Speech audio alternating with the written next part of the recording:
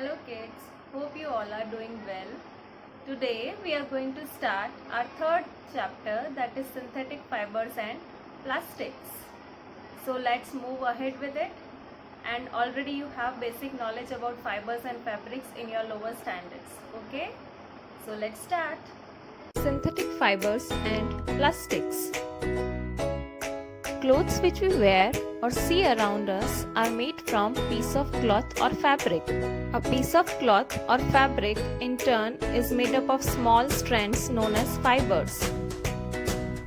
This image will help us to understand better. You can see a shirt in this image, and in this zoom area you can see the strands of fiber which are woven together to form a shirt. Still confused? What is fiber? Have you seen a needle with a thread? This thread is made up of still thinner threads. They are fibers. Fibers join to form a thread. Thread in turn is spun on bobbins to form a yarn. Now this fiber can be obtained from plants, animals, or it can be produced artificially by men from oil or chemicals. Fibers which are obtained from natural sources are known as natural fibers, while on the other hand, fibers which are synthesized by men from artificial sources like oil or chemicals are known as synthetic fibers. Now let's understand the structure of synthetic fiber. Have you ever seen a paper clip? When you join them, you can form a long chain. Synthetic fibers are similar to them. A single unit of this long chain is known as monomer, and when they join together they form a polymer. Same way, synthetic fibers, cotton and cellulose are also polymers. That means they are made up of many units. There are 4 types of synthetic fibers: rayon, nylon, polyester and acrylic. History behind production of rayon is quite interesting. For many years, China kept it as a hidden secret for production of silk.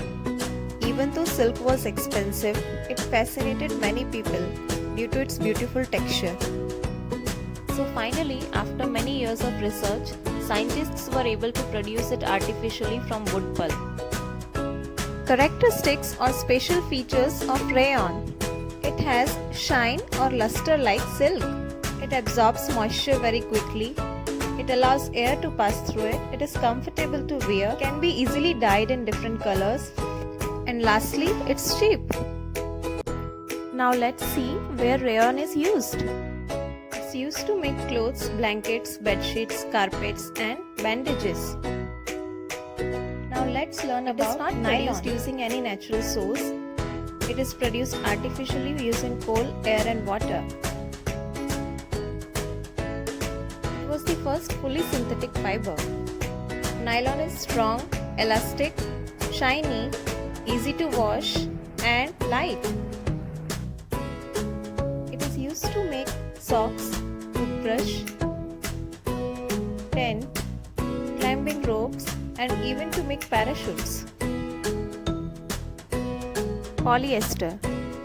It is also a polymer made up of repeating units of ester.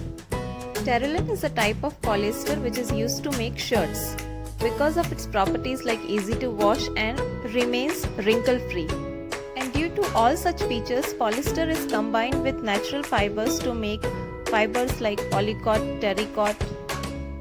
Another very common example of polyester is PET, polyethylene terephthalate. PET bottles are commonly used in refrigerators and for storing. Acrylic. Acrylic has properties like it is very durable, can be dyed easily and cheap as compared to natural fiber like wool. This made it popular in synthesis or manufacture of woolen wares as compared to natural fibers. Now, after this discussion, we know that synthetic fibers have many qualities and features, but they have one drawback: they catches fire very easily.